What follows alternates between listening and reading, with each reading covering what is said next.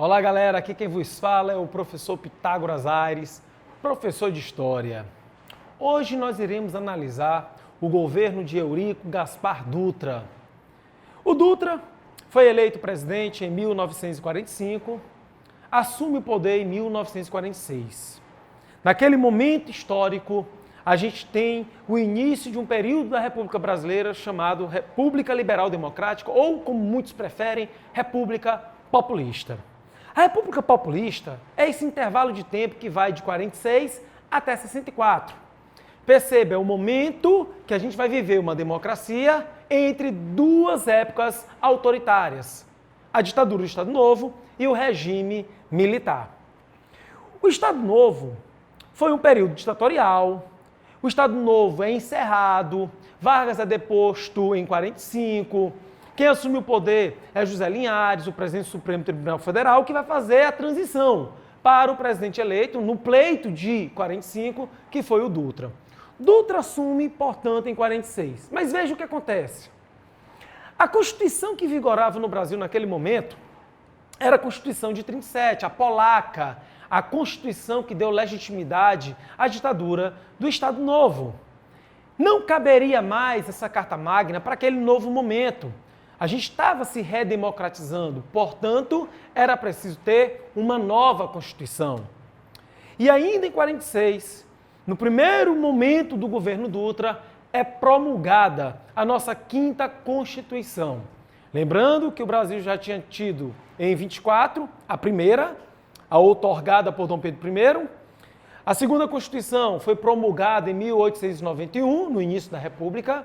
A terceira Constituição foi promulgada já dentro da Era Vargas, em 1934.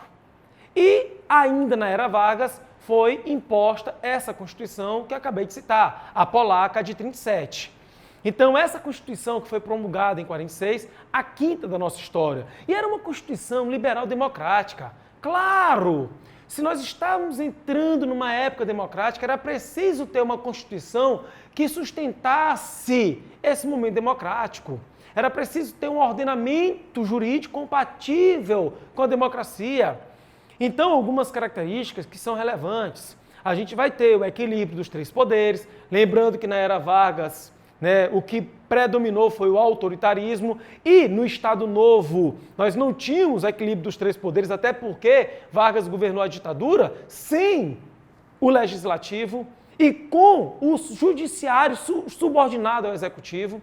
Tá? Nós vamos ter a garantia dos direitos individuais, da ampla defesa, liberdade de pensamento, o voto era para todos os cidadãos brasileiros acima de 18 anos, independentemente do gênero, desde que fosse alfabetizado. Então é bom a gente destacarmos que entraríamos ali no momento democrático e o alicerce dessa democracia foi essa Carta Magna, que segundo alguns historiadores e também alguns juristas, se a gente fosse fazer um ranking das constituições mais democráticas, a primeira delas é a nossa atual, a de 1988, que é chamada de cidadã. E a segunda constituição mais democrática, para muitos, é essa, a de 1946. Entretanto, meus jovens, essa democracia tinha suas limitações. E, em grande parte, as limitações vão estar sintonizadas com o momento que o mundo vai viver naquela segunda metade da década de 1940. A Segunda Guerra Mundial, terminou em 1945, mas todos nós sabemos que das cinzas da Segunda Guerra Mundial emerge a Guerra Fria. O mundo bipolar, de um lado, o bloco capitalista capitaneado pelos Estados Unidos, do outro, o bloco socialista capitaneado pela União Soviética. Pois vejam só, o Brasil vai estar do lado de quem? Ora, o Brasil é um país capitalista e o alinhamento já estava sendo consolidado antes mesmo de Dutra. Lembrai que durante a Segunda Guerra Mundial o Brasil esteve do lado dos Estados Unidos na guerra contra o eixo. Tá? Mas, na época Vargas, ele adotava uma diplomacia pragmática. Essa aproximação, esse alinhamento com os Estados Unidos resultou em vários benefícios ao Brasil, como, por exemplo, o financiamento da CSN. No caso do Dutra, o que a gente percebe é que vai ser um alinhamento automático e, segundo alguns, quase que subserviente. E é claro, refletindo esse alinhamento aos Estados Unidos no contexto da Guerra Fria, a gente vai ter como reflexos o rompimento da relação do Brasil com a União Soviética, houve esse rompimento das relações diplomáticas. Internamente, era legal o Partido Comunista do Brasil.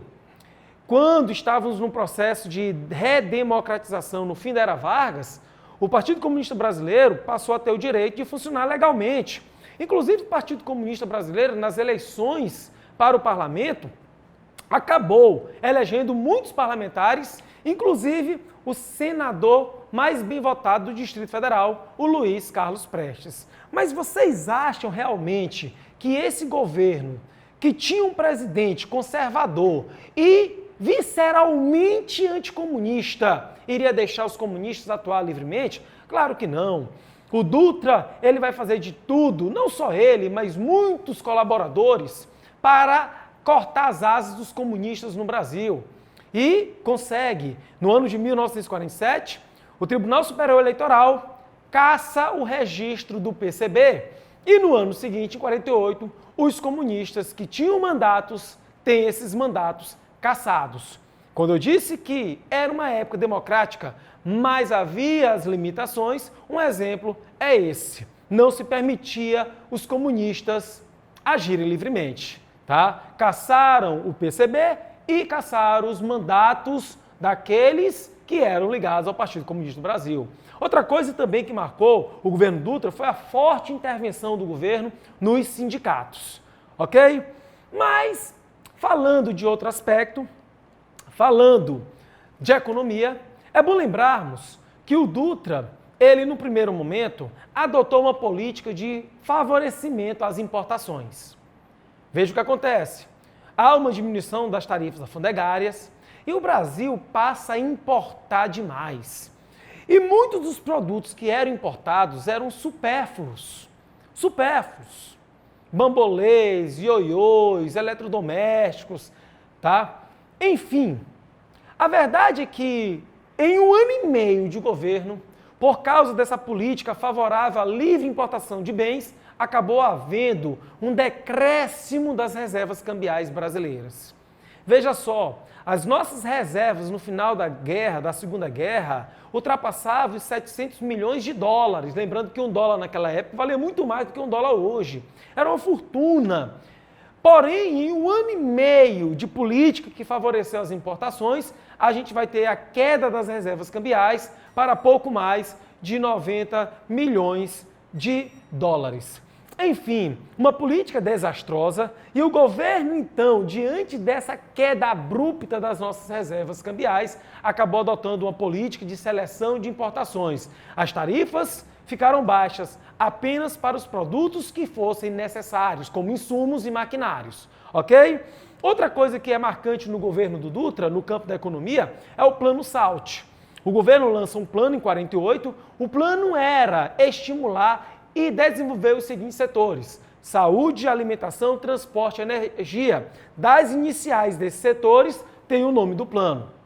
É claro que esse plano não vai trazer muitos resultados, haja vista a carência de recursos. A gente pode citar a construção de alguns hospitais, a pavimentação da rodovia que liga a cidade do Rio à cidade de São Paulo, que inclusive recebe o nome do presidente Dutra, né, a famosa Via Dutra, a conclusão da rodovia Rio-Bahia, mas de forma geral, os resultados do Plano SALT foram pífios. Tá? Mas é bom lembrarmos que no final do seu governo a gente tem alguns índices importantes, como, por exemplo, o crescimento do processo industrial, o PIB vai crescer também, mas o fim do governo dele estava chegando e, é claro, nós teríamos a corrida presidencial. E aí, olha só o que acontece.